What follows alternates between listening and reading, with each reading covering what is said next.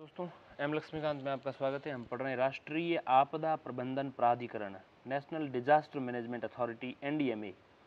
क्या है एनडीएमए और कब इसकी स्थापना हुई, कब इसका गठन हुआ, तो ये अथॉरिटी कब बनी? तो एनडीएमए की स्थापना, national disaster management authority, Bharat सरकार ने आपदा प्रबंधन को राष्ट्रीय प्राथमिकता मानकर 1999 में एक उच्च शक्ति प्राप्त समिति का गठन किया तथा गुजरात में भूकंप के बाद 2001 में राष्ट्रीय समिति गठित की। ठीक, इन समितियों को ये जिम्मेदारी दी गई थी कि वे आपदा प्रबंधन योजना बनाने और प्रभावी न्यूनीकरण प्रक्रियाओं के बारे में सुझाव व अनुशंसाएं दें। हालांकि वर्ष 2004 में हिंद महासागर में सुनामी के पश्चात भारत सरकार ने आपदा प्रबंधन अधिनियम 2005, डिजास्टर मैनेजमेंट एक्ट 2005 को अधिनियमित कर विधायी इतिहास में एक नया अध्याय लिख दिया। उक्त अधिनियम द्वारा राष्ट्रीय आपदा प्रबंधन प्राधिकरण एनडीएमए का गठन किया गया ताकि देश में आपदा प्रबंधन के लिए एक समग्र समेकित नीति बनाकर उसे लागू किया जाए। आरंभ में एनडीएमए की स्थापना वर्ष 2005 में भारत सरकार के कार्यकारी आदेश द्वारा की गई थी। तत्पश्चात एनडीएमए को वर्ष 2006 में अधिनियम के अंतर्गत अधिसूचित किया गया। एनडीएमए का एक अध्यक्ष और अधिकतम 9 सदस्य होते हैं। प्रधानमंत्री इसके पदेन अध्यक्ष होते हैं। सदस्यगण अध्यक्ष द्वारा नामित किए जाते हैं, यानी प्रधानमंत्री के द्वारा। अध्यक्ष इन्हीं सदस्यों में से एक को उपाध्यक्ष नामित करता है। उपाध्यक्ष का दर्जा कैबिनेट मंत्री के समकक्ष होता है, जबकि अन्य सदस्यों को राज्य मंत्री के समकक्ष का दर्जा मिलता है। एनडीएमए की स्थापना इस दृष्टि लक्ष्य को सामने रखकर हुई थी। अब दृष्टि और लक्ष्य बता रहा हूँ डबल इन्वर्टेड कॉमा में। डबल इन्वर्टेड कॉमा में है, भारत को एक समग्र, सक्रिय, तत्पर, प्रौद्योगिकी चालित तथा धरणीय विकास रणनीति एवं प्रक्रिया जिसमें सभी हितधारकों द्वारा रोकथाम, तैयारी और न्यूनीकरण की एक संस्कृति को प्रोत्साहन मिलता हो, द्वारा एक सुरक्षित तथा आपदा सह्य देश बनाना। डबल इन्वर्टेड कॉमा खत्म। एनडीएमए के उद्देश्य समझते हैं हम।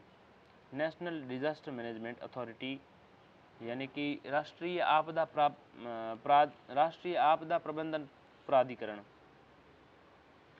एनडीएमए के उद्देश्य ज्ञान, नवाचार तथा शिक्षा के माध्यम से रोकथाम, तैयारी तथा समुत्थानशीलता की संस्कृति को बढ़ावा देना, प्रौद्योगिकी, परंपरागत ज्ञान तथा पर्यावरणीय रणनीतियों पर आधारित न्यूनीकरण उपायों को प्रोत्साहित करना, विकासात्मक नियोजन प्रक्रिया की मुख्य धारा में आपदा प्रबंधन को जोड़ना, एक समर्थन नियामकीय वातावरण तथा अनुपालन व्यवस्था सृजित करने के लिए संस्थागत एवं प्रौद्योगिकी वैधानिक तंत्र की स्थापना। इसके अलावा आपदा जोखिम की पहचान, अनुमान एवं अनुश्रवण की कार्यकुशलता प्रक्रिया सुनिश्चित करना। इसके अलावा समकालीन भविष्य अनुमान, शीघ्र सचेत करने वाली प्रणाली स्थापित करना जो सूचना प्रौद्योगिकी समर्थित, अनुक्रियाशील तथा हर हाल में सुरक्षित हो। इसके अलावा समाज में आरक्षित वर्गों की जरूरतों के प्रति सजग व संवेदना पूर्ण प्रतिक्रिया और सहायता पुनर्निर्माण के लिए एक अवसर के रूप में लेते हुए आपदा सह्य संरचनाओं का निर्माण करें ताकि सुरक्षित रहन सहन सुनिश्चित किया जा सके। आपदा प्रबंधन के लिए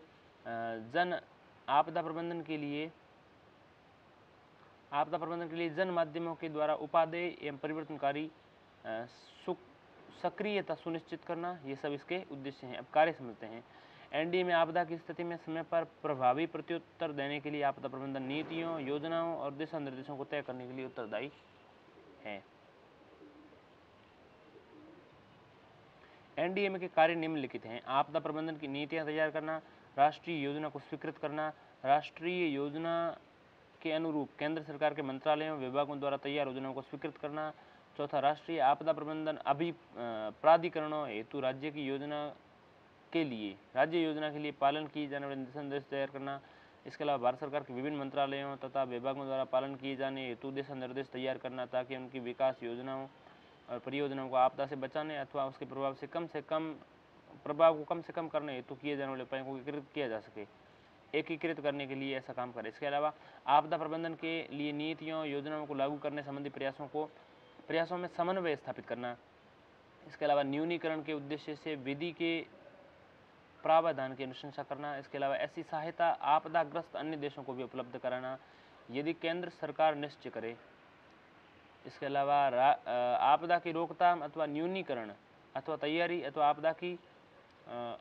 आपदा की रोकथाम अथवा न्यूनीकरण अथवा तैयारी तथा आपदा की आसन्न परिस्थितियों में अन्य कदम उठाना जैसा कि वह उपयुक्त और आवश्यक समझे। इसके अलावा राष्ट्रीय आपदा प्रबंधन संस्थान को चलाने के लिए व्यापक नीतियाँ और दिशा निर्देश तैयार करना।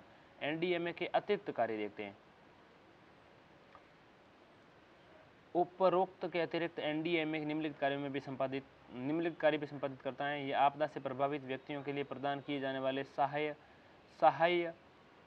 के न्यूनतम मानक का निर्धारण और अनुशंसा करता है। इसके अलावा यह सांघातिक पैमाने की आपदा की स्थिति में प्रभावित व्यक्तियों को ऋण चुकाने, रियायती नए ऋण प्राप्त करने की भी अनुशंसा प्रदान करता है। इसके अलावा राष्ट्रीय आपदा मोचन बल national disaster response force NDRF का सामान्य अधीक्षण, निदेशन एवं नियंत्रण करता है। इस बल का गठन आपदा के खतरे की स्थिति में आपदा से विशेषज्ञता पूर्ण तरीके से निपटान के लिए किया गया है।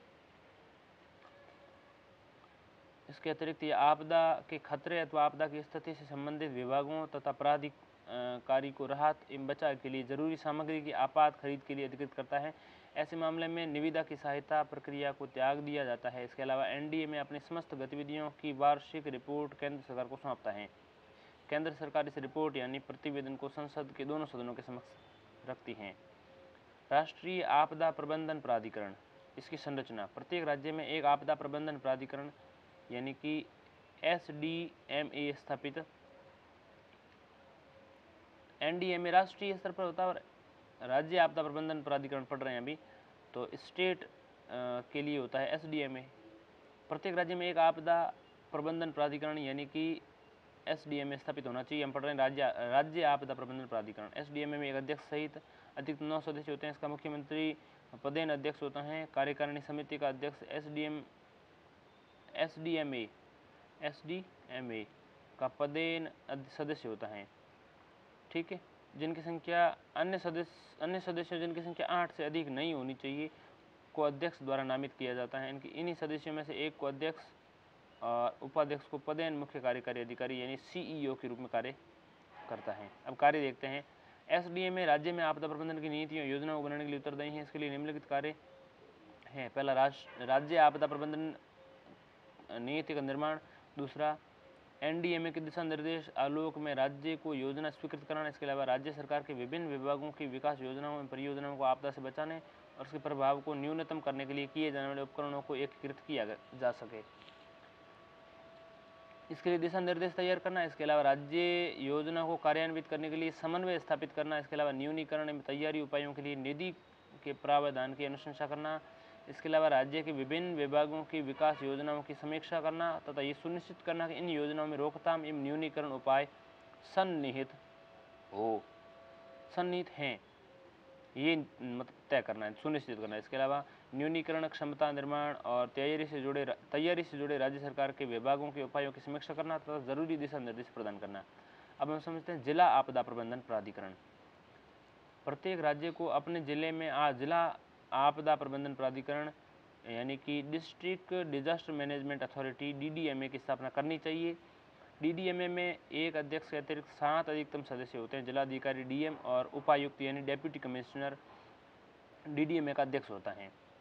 ठीक, या तो जिलाधिकारी डीएम खुद या उपायुक्त, दोनों में से कोई एक मतलब उपायुक्त यानी कि डेप्यूटी कमिश्नर जो डीसी होता है, उन दोनों में से कोई भी एक डीडीएमए यानी कि इस आपदा प्रबंधन अधिकरण जिले का जो होता है उसका अध्यक्ष होता है। स्थानीय प्राधिकरण का निर्वाचित प्रतिनिधि डीडीएमए का पदेन अध्यक्ष होता है। लेकिन जनजातीय क्षेत्रों के मामले में जैसा कि संविधान में 6ठी अनुसूची में उल्लिखित है, स्वशासी जिले की जिला परिषद का मुख्य कार्यकारी सदस्य डीडीएमए का पदेन सह अध्यक्ष होता है। डीडीएमए का मुख्य कार्यपालक पदाधिकारी जिला पुलिस अधीक्षक तथा जिला चिकित्सा अधिकारी भी डीडीएमए के पदेन सदस्य होते हैं। राज्य सरकार द्वारा अधिकतम 2 अन्य जिला स्तरीय पदाधिकारियों को डीडीएमए का नामित सदस्य किया जाता है। जिस जिले में जिला परिषद होती हैं, जिला परिषद अध्यक्ष डीडीएमए का पदेन सह अध्यक्ष होता है। डीडीएमए के मुख्य कार्यपालक अधिकारी की नियुक्ति राज्य सरकार करती है। कार्य, डीडीएमए जिला स्तर पर आपदा प्रबंधन के लिए योजना निर्माण, समन्वय तथा कार्यपालन सुनिश्चित करने वाले निकायों के रूप में कार्य करता है। यह एनडीएमए और एसडीएमए द्वारा निर्धारित दिशा निर्देशों को जिला स्तर पर लागू करता है।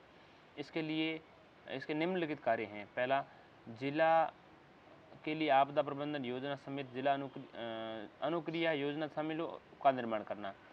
इसके अलावा राष्ट्रीय नीति, राज्य नीति, राष्ट्रीय योजना, राज्य योजना तथा जिला योजना के कार्यान्वयन में समन्वय व अनुश्रवण करना। इसके अलावा जिले के उन इलाकों की पहचान करना जो आपदा की दृष्टि से भेद्य है।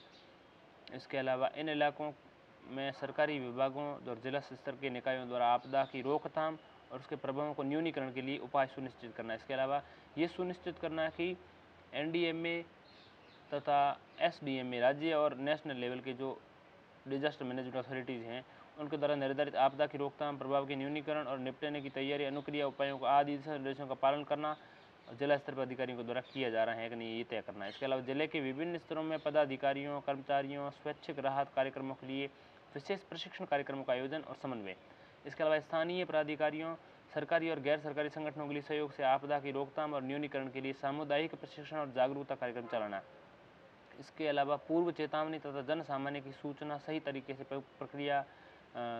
से पहुंचाने की प्रक्रिया को स्थापित करना। इसके अलावा उसकी समीक्षा करना, उसका उन्नयन करना। इसके अलावा आपदा प्रबंधन में संलग्न जिले भर की सरकारी विभागों, वैधानिक निकायों, अन्य सरकारी और गैर सरकारी संगठनों को जरूरी सलाह देना और उनमें आपसी समन्वय स्थापित करना। इसके अलावा ऐसे भवनों, स्थानों को चिन्हित करना जो कि आपदा के संभावित खतरे की स्थिति अथवा एन आपदा के समय सहाय्य केंद्रों या शिविरों के रूप में काम में लिए जा सके। ठीक। इसके अलावा इन भवनों और स्थानों पर पीने के पानी और साफ सफाई इत्यादि की समुचित व्यवस्था करना। इसके अलावा ऐसे अन्य कार्य संपादित करना जो राज्य सरकार अथवा एसडीएमए द्वारा उसे सौंपे गए योजना जिले में आपदा प्रबंधन के लिए डीडीएमए जरूरी समझे। इसके बाद हम समझेंगे अन्य संवैधानिक आयाम, जिसमें सहकारी समितियां हैं। सहकारी समितियों का ये अध्याय बहुत छोटा सा है, इसको लेकिन अभी नहीं समझेंगे, बाद में समझेंगे। तो नए भाग के साथ हम शुरू करेंगे सहकारी समिति अगले भाग में। तब तक के लिए धन्यवाद।